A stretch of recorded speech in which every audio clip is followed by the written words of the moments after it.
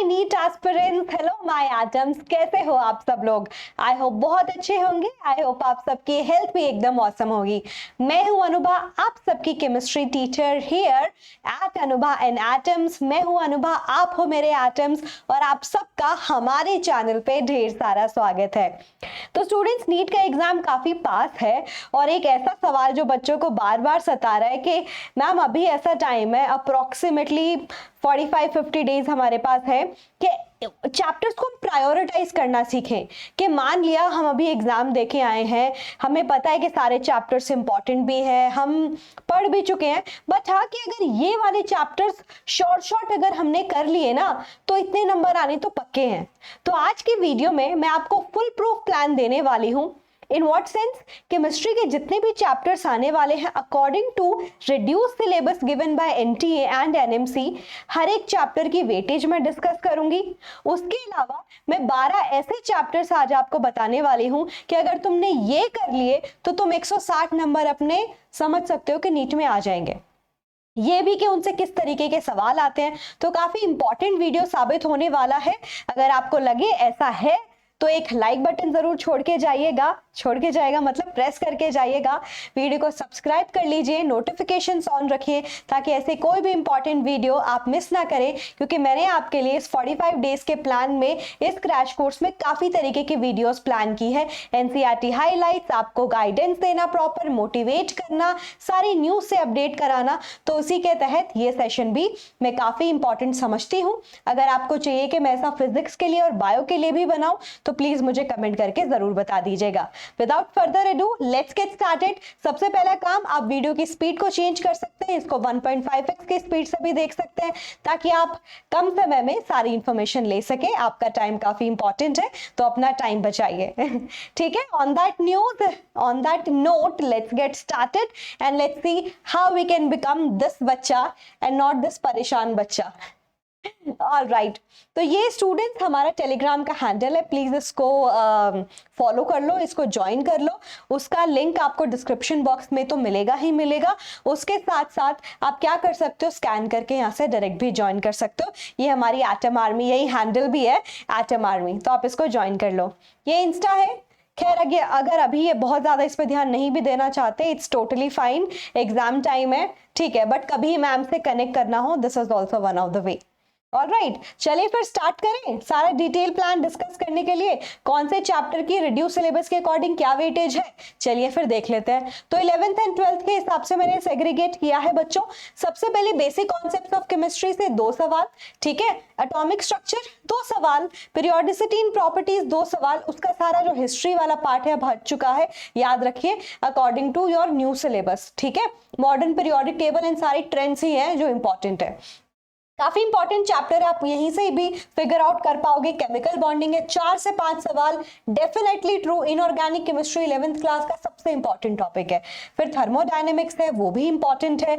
Equilibrium बहुत ही ज्यादा important है। मुझे ऐसा लगता है इस बार 3 सवाल आएंगे, एक केमिकल इक्विलिब्रियम से और 2 आपके आयनिक इक्विलिब्रियम से, ठीक है। बच्चों को लगता है मुश्किल है, बट अगर आप ढंग से पढ़ेंगे ना, थ्योरेटिकल पार्ट्स इतना खासा नहीं है, बट आयनिक इक्विलिब्रियम में स्पेसिफिकली पूरा न्यूमेरिकल पार्ट ही है और न्यूमेरिकल सवाल ही आएंगे। तो सारे फॉर्मूला शीट जरूर हैंडी रखिएगा, वो आपके बहुत काम आएगी। रेडॉक्स रिएक्शन है, 1 से 2 सवाल। हालांकि नए सिलेबस के हिसाब से इसको इलेक्ट्रोकेमिस्ट्री के साथ भी क्लब किया है, तो अगर आप क्लब करना चाहें, इलेक्ट्रोकेमिस्ट्री मैंने 12th में डाला है, आप 3 सवाल मान के चलिए कंबाइंडली।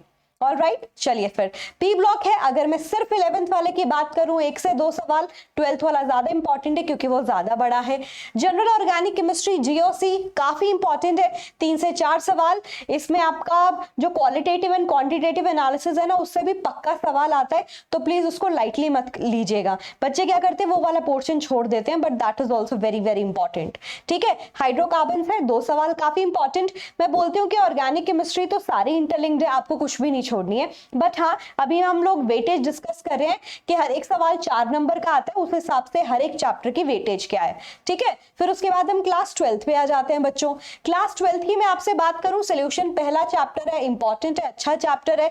2 सवाल, again physical chemistry, numerical based सवाल ज्यादा पूछे जाते हैं, बट कभी कभी डेविएशन से रिगार्डिंग सवाल, कॉलिगेटिव प्रॉपर्टी कौन सी है कौन सी नहीं, कभी कभी बहुत ही सिंपल सवाल भी इससे आ जाता है, ठीक है।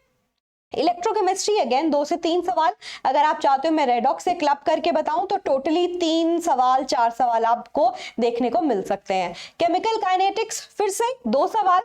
पी ब्लॉक यहाँ पे 3 सवाल हमें देखने को मिल सकते हैं। जो मैं 12th की बात करूं क्योंकि इसमें 15 से लेके 18 तक के सारे ग्रुप्स इंक्लूडेड है, right. D and F block 2 से 3 सवाल, ये भी आपका एनटीए का one of the favourite chapter है along with your coordination compound. मुझे ऐसा लगता है कि सबसे आसान जो है ना आपकी इनऑर्गेनिक केमिस्ट्री और काफी स्कोरिंग भी है, तो उसमें कुछ मत छोड़िए क्योंकि उससे नंबर लाना आसान है, शॉर्ट शॉर्ट उसी तरीके के सवाल बनते हैं, ठीक है। तो याद रखिए कोऑर्डिनेशन कंपाउंड 12th क्लास का एनटीए का सबसे फेवरेट चैप्टर है। 3 से 4 सवाल आते हैं, जैसे कि 11th में वो केमिकल बॉन्डिंग हुआ करता था। Halo alkane and hello Areen से आते हैं 2 सवाल। उसके बाद हमारे अल्कोहल, फिनॉल एंड ईथर 2 सवाल। Aldehyde, ketone, carboxylic acid again organic chemistry का फेवरेट चैप्टर है एनटीए का, 3 सवाल, कभी कभी 4 सवाल भी देखने को मिल सकते हैं बट 3 आते हैं इससे, right. Compounds containing nitrogen, amines वाला 1 सवाल, कभी कभी 2 भी आ जाता है। उसे बेसिसिटी काफी इंपॉर्टेंट टॉपिक है, उसको मत छोड़िएगा, ठीक है। इसको याद रखिए, chemical test is also very important, primary secondary tertiary amine में डिफरेंशिएट करना। ऑल राइट, फिर उनकी बहुत सारे केमिकल्स दिए होंगे, कंपाउंड दिए होंगे और उनको बेसिक स्ट्रेंथ के ऑर्डर पे लगाना, ये भी एक अच्छा सवाल यहाँ से आता है। बायोमोलिक्यूल्स मुझे लगता है कंपैरेटिवली आसान है और काफी अच्छा चैप्टर है, इससे भी 2 सवाल आते हैं। वो बोलते हैं ना इजी किल टॉपिक, ये वन ऑफ दैट चैप्टर है। फिर है प्रैक्टिकल केमिस्ट्री जो रिसेंटली ऐड हुआ है, I won't say recently add हुआ है बट इससे एनटीए ने इसको काफी ज्यादा इंपॉर्टेंस देके हाईलाइट करके सेम गोज विद एनएमसी ऐसे मेंशन किया है। तो आप मान के चलिए इस बार प्रैक्टिकल केमिस्ट्री से 2 से 3 सवाल आने के चांसेस काफी ज्यादा है। उसका सिलेबस कुछ और नया नहीं है, जो भी आप अभी अपने एक्सटर्नल एग्जामिनर को वाइवा में देके आए होंगे, जो भी आपकी प्रैक्टिकल नोटबुक होगी वही आपका सिलेबस है, ध्यान रखिएगा, ठीक है। तो इस तरीके से मैंने पूरा का पूरा सिलेबस आप लोगों से डिस्कस कर लिया है, उसकी वेटेज डिस्कस कर ली है। अब अगर मुझे फाइनलाइज तरीके से आपको बताना हो कि वो कौन से 10 से 12 चैप्टर हैं जो आपको बिल्कुल नहीं छोड़ने, अगर आप 180 में से 160 तक स्कोर करना चाहते हो, ये सबसे ज्यादा आपको प्रायोरिटी पे देने हैं। सबसे पहले mole concept, I want add mole concept, but मुझे लगता है सबसे फंडामेंटल चैप्टर है जिसको आपको मिस नहीं करना चाहिए, that's why I have added mole concept. हालांकि 2 सवाल तक ही पूछे जाते हैं, अगर मैं आपको पूछूं कहां से, तो अगेन न्यूमेरिकल बेस्ड सवाल इससे आते हैं, जो आपका स्टोक्योमेट्री, कई लोग स्टोशियोमेट्री भी बोलते हैं, वहां से सवाल बनता है। और जो आपके स्ट्रेंथ वाले जो सवाल होते हैं ना कंसंट्रेशन टर्म्स के, हालांकि उसको सोल्यूशन में भी पढ़ लेते हैं, कई लोग यहाँ पे पढ़ते हैं, तो वहां से भी सवाल बनता है, ठीक है। केमिकल बॉन्डिंग की बात करूं, अगेन बहुत ही इंपॉर्टेंट टॉपिक है और 4 से 5 सवाल आपको यहां से देखने को मिल सकते हैं। सवाल इसमें हाइब्रिडाइजेशन से पूछा जाता है, शेप से रिगार्डिंग सवाल पूछा जाता है, बॉन्ड ऑर्डर निकालना पूछा जाता है, मॉलिक्यूल्स के बीच में बॉन्ड ऑर्डर निकाल लिया तो स्ट्रेंथ पूछा जाता है, डायमैग्नेटिक पैरामैग्नेटिक कैरेक्टर के बारे में पूछा जाता है। इस तरीके के सवाल इससे काफी आते हैं। Valence bond theory is also very important, colour वगैरह के बारे में भी पूछ लेता है, किसके पास अनपेयर्ड इलेक्ट्रॉन्स है कि नहीं, मैग्नेटिक मोमेंट निकालना, ये सब भी इससे सवाल काफी बनते हैं। तो अच्छा चैप्टर है must say. फजान्स rule is also one of the important topic, तो आप इसको याद रखिए, इससे 4 से 5 सवाल बनते हैं, ठीक है। इक्विलिब्रियम की बात करूं, मैंने इसको बता ही दिया है, हम 2 तरीके से इसको डिवाइड कर सकते हैं। मुझे लगता है इस बार 3 सवाल आने के चांसेस हैं। अगर मैं केमिकल इक्विलिब्रियम की बात करूं, उसमें से एक सवाल जो सबसे ज्यादा प्रोबेबिलिटी रखने वाला टॉपिक है वो ली चैटलियर प्रिंसिपल ही है और उसकी एप्लीकेशन, तो उसको ध्यान से पढ़िएगा। और जहां मैं बात करूं आयनिक इक्विलिब्रियम की, उसे 2 सवाल आने के चांसेस है। तो सारे जो फॉर्मूला होते हैं ना पीएच निकालने वाले, बफर सोल्यूशन हो, चाहे एक जो आपका सॉल्युबिलिटी प्रोडक्ट निकालने वाला फॉर्मूला है, ये कुछ इंपॉर्टेंट टॉपिक है, ठीक है। तो ये इसमें याद रखिएगा। पी ब्लॉक अगेन 11th की बात करूं, 12th वाला ज्यादा इंपॉर्टेंट है बट एडेड है, तो आप समझ के चलिए इससे भी आपको 1 से 2 सवाल डेफिनेटली मिल सकते हैं। नया टॉपिक है, नया नहीं बोलूंगी बट हाँ पहले डिलीटेड था, अभी फिर से ऐड हुआ है, तो आपको इसकी इंपॉर्टेंस को समझना होगा और उसको प्लीज मत छोड़िएगा, ठीक है। जीओसी अगेन काफी इंपॉर्टेंट टॉपिक है। 3 से 4 सवाल आपके यहाँ से पूछे ही जाते हैं, जिसमें एरोमेटिसिटी से सवाल पूछ लेता है, एसिडिक बेसिक ऑर्डर पे लगाने पे सवाल पूछ लेता है, पी के वैल्यू के हिसाब से सवाल पूछ लेता है, ठीक है। इफेक्ट से सवाल पूछ लेता है, इंडक्टिव इफेक्ट के ऑर्डर पे लगाओ, किसमें सबसे ज्यादा किसमें कम। इसी तरीके से जितने भी आपके इंटरमीडिएट्स बनते हैं उसके बारे में सवाल, उनके हाइब्रिडाइजेशन के बारे में सवाल, carbocation, carbon ion, free radicals, वहां से भी सवाल बनते हैं। मैकेनिज्म्स के बारे में कभी पूछता है, बट हाँ ये कुछ ज्यादा इंपॉर्टेंट टॉपिक थे, ठीक है। उसके अलावा as I told you aromaticity से सवाल तो आता ही आता है। कभी कभी बहुत ही सिंपल सवाल लाइक ऐसा भी पूछ लेता है कि आप इसका नाम बताओ, आईयूपीएसी नॉमेनक्लेचर। डेफिनेटली एक सवाल आप देखना आईयूपीएसी नॉमेनक्लेचर पे आता ही आता है। कभी कभी सिग्मा और पाई बॉन्ड कैलकुलेट करने पे भी सवाल पूछ लेता है, ठीक है। अभी जैसे मैंने बोला कि प्रैक्टिकल केमिस्ट्री को बिल्कुल नहीं छोड़ना है, तो इसका जो क्वांटिटेटिव एंड क्वालिटेटिव एनालिसिस वाला पार्ट है, जितने भी केमिकल टेस्ट हो गए उनको मत भूलिएगा कि उनको बहुत डिटेल से अब आप लोगों को पढ़ना है, ठीक है। चलिए, हाइड्रोकार्बन से इससे भी आपको 2 सवाल देखने को मिलेंगे ही मिलेंगे, और मैकेनिज्म वाला पार्ट काफी इंपॉर्टेंट है, नेम रिएक्शन वाला पार्ट काफी इंपॉर्टेंट है। नेम रिएक्शन से जो भी आपकी बनती है वुड्स एंड ऑल, वो सब पूछा जाता है, ठीक है, क्योंकि उससे आप एल्केन्स ही बनाते हो, तो हाइड्रोकार्बन्स में आप पढ़ लेते हो, इसको मत भूलिएगा, ठीक है। आगे बढ़ जाएं बच्चों, ये सब याद रहेगा। तो ये कुछ चैप्टर्स हैं जो 11th के काफी इंपॉर्टेंट है। और 12th की बात करूं, वेटेज 11th 12th में ऐसे बहुत ज्यादा वेरी नहीं करती कि 11th को ज्यादा प्रायोरिटी देते हैं 12th को, ऐसा कुछ नहीं है। अप्रोक्सीमेटली सेम रहता है, 49 51 51 49 50.3 49.7, तो क्लोज इनफ है। अनलाइक फिजिक्स 12th ही ज्यादा इंपॉर्टेंट है, ठीक है। तो कोऑर्डिनेशन कंपाउंड मैंने आपको पहले ही बता दिया था, आपको 3 से 4 सवाल यहां से देखने को मिलेंगे कोऑर्डिनेशन कंपाउंड के, तो इसको ध्यान से पढ़िएगा। कोऑर्डिनेशन कंपाउंड में सवाल आपके क्रिस्टल फील्ड थ्योरी से काफी पूछे जाएंगे, सीएफएससी निकालना, या जिससे high spin and low spin complexes को समझना, ठीक है, उनके जितने भी कंपाउंड्स हैं उनकी शेप वगैरह के बारे में सवाल पूछ लिया, ऑर्बिटल्स के बारे में सवाल पूछ लिया, ठीक है, जो काफी इंपॉर्टेंट है। कोऑर्डिनेशन कंपाउंड में आइसोमर से भी सवाल आता है, आइसोमेरिज्म पूरा एक्सप्लेन किया हुआ है, उनकी नेमिंग जो है उससे भी कभी कभी सवाल डेफिनेटली पूछ लेता है। तो crystal field theory is kind of very important. उसके हेल्प से आपका कलर कॉम्प्लेक्स का डीडी ट्रांजिशन पॉसिबल है कि नहीं, ये वाले जो सवाल है, स्पिन मैग्नेटिक मोमेंट निकालना, ये सब भी सवाल पूछे जाते हैं। Now if I talk about coordination compound के बाद डी एंड एफ ब्लॉक में बच्चे डी ब्लॉक एफ ब्लॉक को तो पढ़ लेते हैं, उसमें 2 कंपाउंड्स के बारे में, पोटेशियम परमैंगनेट और पोटेशियम डाइक्रोमेट के बारे में भी दिया है, और वहां के सवाल पे रेडॉक्स रिएक्शन से कंबाइन करके, मतलब इन दोनों टॉपिक को कंबाइन करके सवाल बनते हैं, तो इसको लाइटली मत लीजिएगा, ठीक है। तो वो वाला पार्ट तो ध्यान देना ही देना है। एफ ब्लॉक से आपका 1 सवाल आपको देखने को मिलेगा, और डी ब्लॉक से आपका 1 से 2 सवाल आप मान के चलिए यहां से आपको देखने को मिलेंगे।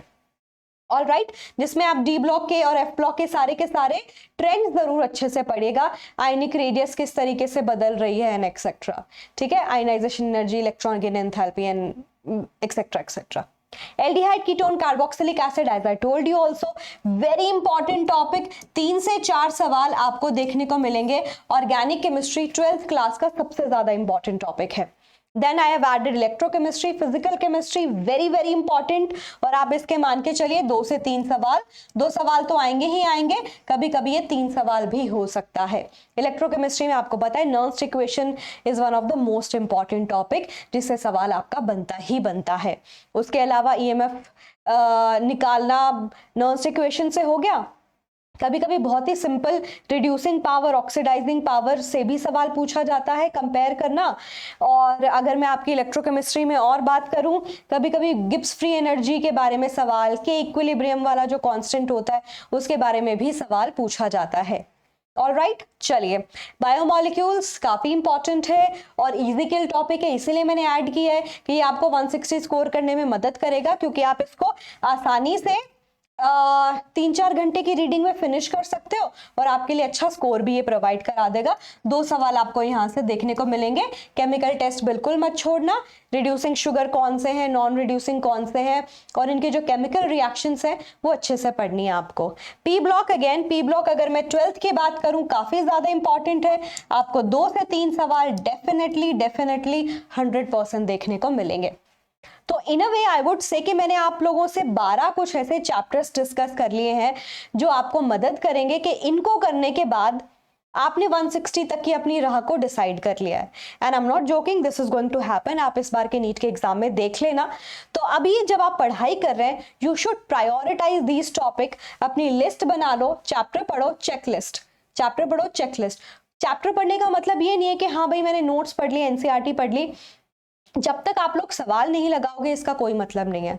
तो मोस्ट इंपॉर्टेंट ये है, जैसे मैं भी बता पा रही हूं आपको कि भाई ये इंपॉर्टेंट टॉपिक है, यहां से सवाल बनता है। कैसे भाई? वो 15 साल, 20 साल, 30 साल के क्वेश्चंस को एनालाइज करने के बाद समझ आए। तो जब तक आप सवाल नहीं करोगे आपको नहीं समझ आएगा कि क्या सवाल पूछा जाता है एंड एक्सेट्रा। बट हाँ, रेलेवेंस आप 10 से 15 साल के पेपर, 15 साल एट मैक्स, इससे ज्यादा पीछे मत जाइएगा क्योंकि वो रेलेवेंस बहुत ज्यादा नहीं रखते। क्योंकि विद टाइम नीट में काफी सारा चेंज हुआ है, चाहे वो सिलेबस से रिगार्डिंग हो, चाहे वो पैटर्न से रिगार्डिंग हो, चाहे जिस तरीके से सवाल पूछा जाता है उससे रिगार्डिंग हो। ठीक है, तो इन बातों का जरूर ध्यान रखिएगा। और हम अपनी एनसीईआरटी हाईलाइट सीरीज स्टार्ट कर ही रहे हैं फिर से। उसमें मैं साथ साथ डिस्कस करती ही रहती हूँ कि इस टॉपिक से, इस लाइन से इस तरीके का सवाल पूछा गया था। तो don't forget to join that also. I am sure अब आप इन चैप्टर्स को प्रायोरिटी तो देंगे ही देंगे। आप इस पे चेकलिस्ट भी करेंगे और आप ये देखेंगे कि हाँ मैंने ये तो सारा अच्छे से सॉर्ट कर लिया है। And as I told you, आप चाहते हो फिजिक्स और बायो के लिए भी मैं ऐसे ही बनाऊं तो डेफिनेटली बनाऊंगी, but you will have to let me know कहाँ, कमेंट सेक्शन में। ठीक है, तो इसी तरीके से मिलते रहेंगे आगे भी। वीडियो पसंद आया हो तो लाइक जरूर करिएगा, शेयर करिएगा दोस्तों के साथ एंड डेफिनेटली सब्सक्राइब कर लीजिए, नोटिफिकेशन ऑन रखिए ताकि कोई इंपॉर्टेंट वीडियो आपसे मिस ना हो। चलिए अनुभा एंड एटम्स को बहुत बड़ा बनाते हैं मिलके, क्योंकि एटम्स की भी उतनी ही रिस्पॉन्सिबिलिटी है। Let's grow it together and let's do one thing कि हाँ, नीट 2024 में आपकी अनुभा मैम, आपकी बडी, आपके लिए मेहनत करने के लिए तैयार है। आप भी बिना कुछ सोचे, कोई नेगेटिव थॉट, कोई भी इमोशन है ना फालतू, कोई भी इमोशन दिमाग में आता है उसको निकाल दो, सिर्फ और सिर्फ पढ़ाई पे फोकस करो। अभी वक्त आ गया कि अब आपको कम से कम 14 घंटे पढ़ाई करनी पड़ेगी, सब कुछ भूल के। तो मैं आपकी इस जर्नी में आपके साथ हूं, आप भी बने रहिए। इसी तरीके से मिलके नीट 2024 फोड़ेंगे और देखेंगे कि 670+ हम जरूर स्कोर करें। See you next time. Until then, bye bye, take care. Thank you for watching.